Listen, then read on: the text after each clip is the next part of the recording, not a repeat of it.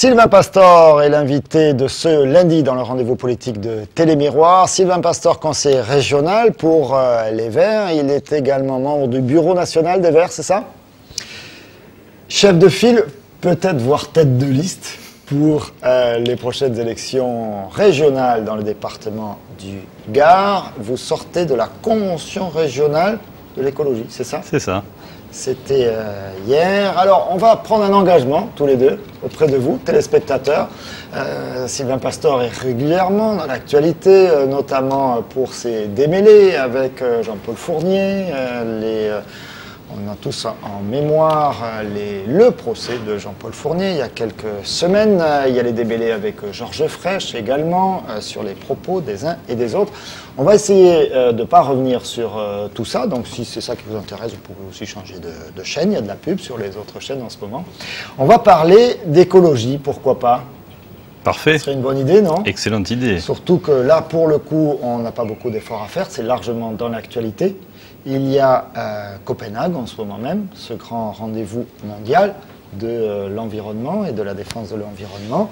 Il y a également les annonces de Nicolas Sarkozy aujourd'hui au niveau du grand emprunt. Je pense que vous aurez largement de quoi commenter. Si vous le voulez bien, on va commencer par ce rendez-vous de Copenhague. Pratiquement tous les pays du monde se sont donné rendez-vous dans la capitale danoise pour faire le point sur Kyoto. On l'a vu tout à l'heure dans le reportage dans le journal télévisé sur les accords de Kyoto et pour prendre peut-être des nouveaux accords. Finalement, est-ce que les grands pays et les petits pays du monde se sont convertis à l'écologie ou est-ce que tout ça c'est une vaste esbrouffe? Ça ne doit pas être une vaste esbrouffe et la voix de la France et de l'Europe doit porter dans ce sommet international où les enjeux sont énormes. Kyoto 97, c'était déjà les prémices de l'alerte sur l'effet de serre. Là, on est vraiment au moment où il faut décider. La prise de conscience, elle est réelle au niveau mondial. Les opinions publiques sont mobilisées. Les personnalités les plus diverses et populaires, d'Al Gore à Nicolas Hulot en France, ont exprimé les choses, ont fait des films. Je crois que vraiment. C'est bien ce qui a été fait par ces personnalités-là. En tout cas, ça a contribué à cette prise de conscience. Maintenant, ce qu'il faut, c'est passer de la prise de conscience à l'action.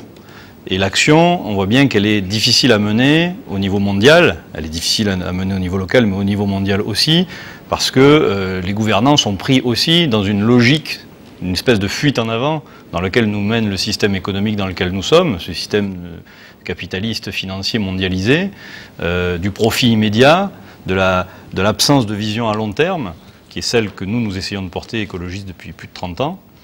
Et là, on est vraiment au rendez-vous de tous les dangers, parce que c'est vraiment ce 21e siècle, c'est le siècle de tous les dangers. C'est là que ça va se jouer, mais alors finalement, qu'est-ce que vous proposez? Vous parlez de conversion écologique de l'économie, d'autres peut-être dans le droit fil, j'aimerais avoir votre sentiment là-dessus, se sont déjà mis à parler de décroissance. Est-ce que aujourd'hui, le modèle que l'on connaît, qui est celui de la croissance, on s'en sortira toujours, nous répètent les hommes politiques, avec un surcroît de croissance qui permettra d'aider les plus démunis, etc. Est-ce qu'il n'y a pas un risque à refuser cette croissance? Est-ce que cette position de la décroissance ou de la conversion, est-ce que c'est pas la récession et plus de misère au fond? Alors, sur la décroissance, ce terme qu'on utilise et qui est ce qu'on appelle un mot obus, qui a vocation à faire réagir, hein, à frapper. C'est un terme revendiqué par beaucoup. C'est un terme revendiqué et qu'on peut utiliser nous-mêmes, mais qu'il faut expliquer. Parce que la notion de croissance est tellement entrée dans les esprits, dans le système économique qui est le nôtre et par les gouvernants qui sont les nôtres depuis 30, 40, 50 ans, fait que on considère que le progrès humain est indexé à la croissance de quoi? L'amélioration de nos conditions passe par plus de richesse. C'est ce qui est en tout cas dans la logique actuelle. Et le produit intérieur brut, c'est l'indice à partir duquel on calcule la croissance. Et ça fait 30 ans qu'on nous dit, ne serait-ce que même indépendamment de la question de la crise écologique, mais sur la crise sociale, sur le chômage, on nous dit il faut relancer la croissance pour résoudre le chômage. On s'aperçoit que c'est pas vrai, qu'on a eu des périodes de croissance et que ça n'a pas résolu fondamentalement le chômage et qu'en tout cas, même s'il y a eu une amélioration du chômage, ça a été aussi au prix de la précarisation d'un certain nombre de salariés. Donc globalement, y compris sur le plan strictement économique et social, la croissance n'est pas une solution. Alors quand on parle de décroissance, nous, de quoi on parle? On parle d'une vision de la nécessité de décroître sur la consommation des ressources naturelles, et en particulier de lutte contre l'effet de serre. Et on sait que l'indexation entre la croissance et la consommation de pétrole et de produits et de ressources minières et de ressources carbonées fait que le modèle dans lequel on est nous mène à notre perte. Donc quand on parle de décroissance, c'est de décroissance de la consommation de ces ressources-là. Et ce qui est important aussi, c'est de savoir ce qu'on veut faire croître par ailleurs. Et nous, ce qu'on veut faire croître, c'est le développement humain. Et pour ça, il y a un indice qui existe, qui est utilisé au niveau international aujourd'hui, qui est l'indice de développement humain, l'IDH, dont on souhaiterait qu'il, lui, il croisse. Donc la question, c'est pas tellement de savoir croissance, décroissance, c'est de croissance et décroissance de quoi? Croissance de quoi? Alors donc l'indice de développement humain, pourquoi pas? Bon, ça fait l'objet, même le président Sarkozy a demandé une réflexion, il a nommé une commission avec un grand économiste mondial, je crois, hein, Monsieur Stiglitz, pour réfléchir à des nouvelles façons de compter, de comptabiliser ce qui pourrait être le progrès. Mais forcément, c'est plus facile de compter la production. On prend les comptes des entreprises. C'est ça, c'est simpliste. La vision traditionnelle de l'économie traditionnelle est assez simpliste, elle est quantitative, elle ne tient pas compte de tous ces facteurs qui environnent l'économie et qui font que l'économie ne doit plus être le seul critère. La question du vivre ensemble, la question du partage de la convivialité, comment est-ce qu'on mesure la convivialité, c'est difficile, mais on peut très bien imaginer une société dans laquelle, c'est un des thèmes des décroissants que nous faisons nôtre, nous écologistes, moins de biens, plus de liens. Moins de biens, plus de liens. C'est-à-dire qu'on peut aussi imaginer que ça n'est pas nécessairement en ayant toujours plus de 4x4, toujours plus de télévision, toujours plus de Mais sans aller jusqu'au 4x4, parce que là aussi, vous êtes peut-être un peu dans la caricature. On voit bien que le marché automobile est reparti, et c'est pas les 4x4 et les grosses limousines qui le tirent, ce sont les petites voitures. Mais au final, les petites voitures sont aussi destructrices, parce qu'il faut des ressources minières pour les fabriquer, et puis il faut de l'essence, grosso modo. Alors le 4x4, c'est comme la décroissance, c'est un mot obus, ça permet de visualiser les choses, mais en effet, la relance, telle que d'ailleurs la conçoit Sarkozy à travers son grand emprunt, c'est la relance justement de l'industrie automobile, de l'industrie aéronautique, c'est-à-dire exactement les industries qui produisent le plus de CO2. Et après, on prétend aller à Copenhague pour faire la leçon notamment aux pays du tiers-monde sur, attention, il ne faut pas que vous vous développiez comme nous on l'a fait depuis 30 ans.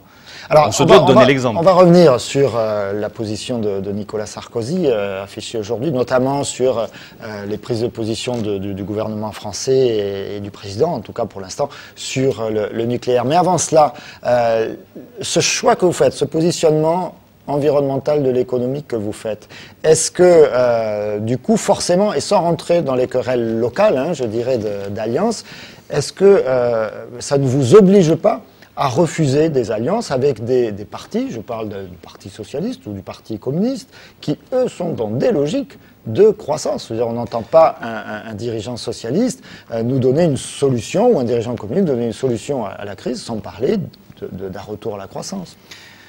Vous faites bien de relever qu'il y a des différences entre les différentes forces de gauche. C'est une différence fondamentale. C'est une différence qui est importante. C'est pas à la marge. En même temps, nous écologistes, nous avons un projet qui est révolutionnaire au sens où il veut vraiment changer radicalement les équilibres de la société, le rapport justement entre l'économie et le social, le rapport de l'homme à la nature. Tout ça est à changer radicalement. En même temps, sur la manière de fonctionner, sur la manière de changer les choses, nous sommes des démocrates. Et les démocrates s'inscrivent aussi dans la logique démocratique qui est qu'on n'a pas raison tout seul. Et donc, en tant qu'écologistes, jusqu'à ce que nous soyons majoritaires à plus de 50% pour gagner les élections, nous sommes obligés de chercher des alliances. Et ça, c'est vrai que c'est une réalité auquel nous. Mais ça veut dire après, comme donc, par exemple Dominique Voynet, ministre de l'Environnement de Lionel Jospin, c'était il y a quelques années maintenant, ça veut dire s'obliger à être solidaire de décisions, notamment sur le nucléaire, qui sont radicalement en opposé avec votre positionnement. C'est d'autant plus facile d'avoir des compromis forts dans lesquels notre projet prime sur celui des partenaires que nous sommes en position forte électoralement parlant. Et c'est pour ça que nous nous présentons à chaque élection de manière autonome. C'est pour ça que notamment aux prochaines élections régionales, bien que les socialistes nous aient demandé de faire des listes d'union avec eux dès le premier tour, nous ferons des listes écologistes, ou nous essaierons d'être devant les socialistes. Et si nous arrivons à constituer des coalitions dans un certain nombre de régions où nous arrivons en tête, eh bien, ça sera plus facile pour nous de mettre en œuvre nos solutions. Et ça sera plutôt les socialistes et les communistes qui seront amenés à devoir peut-être revenir sur un certain nombre de leurs fondamentaux. Donc voilà, c'est la logique de la démocratie. Nous sommes une force politique qui est plutôt montante. En tout cas, les résultats des dernières élections européennes ont montré que nous étions en capacité d'être devant et de gagner des élections. Ça s'est encore vérifié dans un certain nombre d'élections partielles, où nous avons battu les socialistes au premier tour et montré que nous étions capables de beaucoup plus rassembler aussi au second tour, comme ça fut le cas dans les Yvelines. Voilà, donc la logique, c'est celle d'essayer de progresser en convainquant les gens et en démontrant que notre projet est global, mais qu'en effet, nous ne sommes pas non plus des intégristes incapables de passer des accords avec des gens avec qui nous sommes le moins en désaccord. Alors, le moins en désaccord, le plus petit dénominateur. Vous avez entendu donc Nicolas Sarkozy ce matin présenter les objectifs associés au lancement de ce grand emprunt. Parmi cela, il y a beaucoup de choses, donc on ne va pas forcément tout détailler ici. Il y a la volonté de faire du CEA, les commissariats à l'énergie atomique, qui fait le développement, la recherche et la promotion de cette énergie nucléaire, dont on est si fier en France, de l'associer aux énergies, pas tout le monde, on a bien compris, hein, aux énergies alternatives, aux énergies renouvelables. Ce mix atome, énergie renouvelable, solaire, tout ça, c'est quelque chose qui vous semble acceptable ou décidément non?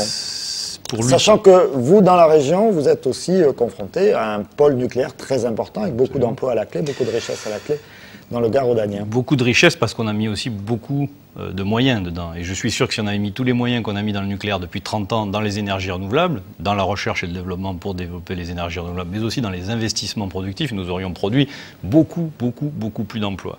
Donc c'est la question, c'est toujours pareil, c'est à partir de 1 euro qu'on investit, combien d'emplois. Et c'est ça d'ailleurs qui va fonder notre projet pour la région, c'est de vérifier à chaque fois que nous allons investir dans un secteur, et notamment celui des énergies renouvelables, combien d'emplois ça peut rapporter par rapport à d'autres solutions.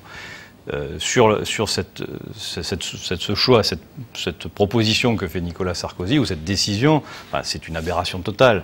On ne luttera pas contre l'effet de serre, contre la peste de l'effet de serre, avec le choléra du nucléaire. C'est une fausse bonne solution, et moi ce que je crains vraiment, c'est que Nicolas Sarkozy soit allé à Copenhague, non pas pour véritablement lutter contre l'effet de serre, mais pour essayer de vendre la technologie nucléaire française. Parce que finalement, l'État français a tellement investi, tellement massivement investi et perdu tellement d'argent dans cette mauvaise solution qu'il faut essayer de la rentabiliser. Et pour ça, il ne reste qu'une solution, c'est d'essayer de la vendre au monde entier, avec tous les risques que ça présente, notamment dans les pays où il n'y a pas un niveau de sécurité comme le nôtre, où même on sait que malgré ce niveau de sécurité et de démocratie qui est le nôtre, les risques continuent à exister. Il y a des accidents sans arrêt dans les centrales nucléaires. On ne contrôle plus ça, et en plus de ça, on ne sait encore toujours pas comment régler la question des déchets. Donc les personnes qui travaillent dans le nucléaire, dans le Gard rhodanien, vous leur dites quoi aujourd'hui? Vous êtes on aux leur affaires dit, demain? il faut sortir du nucléaire, il y en a pour 25 ans, et vous avez encore du boulot pour démanteler les centrales existantes pendant 25 ans.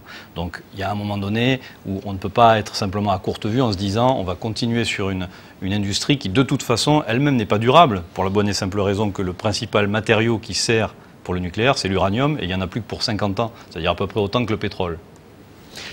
On revient, ou on reste sur la région. Vous avez entendu ce reportage tout à l'heure sur la relation entre Nîmes et Alès. Simplement un aspect qui était évoqué dans ce reportage, celui de l'accueil, de cet afflux de population que connaît la région Languedoc-Roussillon. Là encore, ça veut dire croissance de la population. Le député maire d'Alès, Marc Rostand, disait on ne peut pas les refuser, ces gens, il faut s'organiser pour les accueillir. Et au final, on va consommer de l'espace, on va consommer peut-être pour faire des routes supplémentaires, pour faire des transports en commun, on va dépenser beaucoup d'argent pour accueillir tout ce monde-là. C'est pas très écolo tout ça. On n'est pas, on peut pas effectivement faire en sorte que les gens ne viennent pas s'ils veulent venir. Et je dis ça d'ailleurs aussi bien pour les gens qui viennent de l'intérieur de l'Union européenne que du reste du monde, et notamment de l'autre côté de la Méditerranée. Et ça n'est pas avec la politique scandaleuse en termes de droits humains qui est menée par le gouvernement actuel qu'on empêchera de toute façon des gens désespérés de venir chez nous.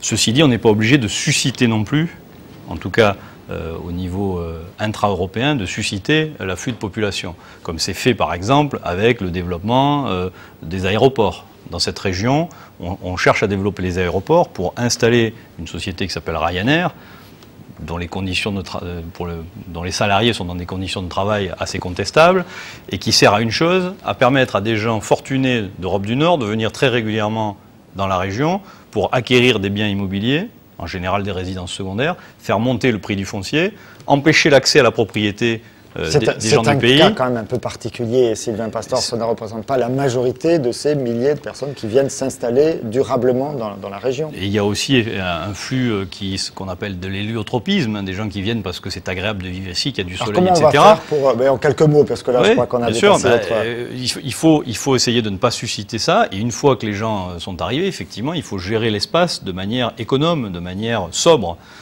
Ça n'est pas en étalant non plus les villes qu'on résoudra le problème, c'est plutôt en reconcentrant l'urbanisme, en reconquérant les centres-villes où il y a des logements vacants, comme c'est le cas en particulier au centre-ville de Nîmes. Ah, c'est de l'ordre de 5000 habitations, 5000 logements vacants au centre de Nîmes. Vous êtes sûr de vos chiffres? Ah oui, ce sont même des chiffres préfectoraux, donc c'est quelque chose d'important. Et ensuite, il faut essayer de faire en sorte aussi que les déplacements à l'intérieur de notre région soient limités, ou en tout cas, lorsque on ne peut pas faire autrement, notamment les déplacements domicile-travail, qui soient favorisés à travers les déplacements collectifs. Et je veux vraiment, par rapport au reportage que vous avez montré tout à l'heure, pointer le fait qu'il n'y a pas un mot sur la nécessité de développer la ligne Nîmes-Alès. Et ça, c'est vraiment un des éléments importants sur lesquels la région va devoir se pencher, c'est les lignes secondaires. Avant que de développer les lignes à grande vitesse qui nous relient au reste de l'Europe, essayons de faire en sorte que les déplacements quotidiens se fassent davantage par voie ferrée. Et là, nous contribuerons très concrètement à résoudre en partie l'effet de serre. Eh bien, ce sera votre mot de la fin. Merci beaucoup, Sylvain Pastor. On aura l'occasion de revenir avec vous sur les volets, pas forcément plus politiques, mais plus pratiques de la constitution de votre liste, dont vous n'êtes pas encore tout à fait tête, j'ai bien compris, pour le département du Gard, mais c'est en bonne voie. Merci de votre visite. Merci à tous de nous avoir suivis. C'est Nicolas Cadenne pour le Parti socialiste, jeune socialiste qui sera présent sur notre plateau lundi prochain. C'est un collaborateur de Jean-Louis Bianco, proche de Vincent Payon et de Ségolène Royal. Ce sera l'occasion d'explorer un petit peu les arcanes du Parti socialiste. Merci à tous. Très bonne soirée sur Télémiroir.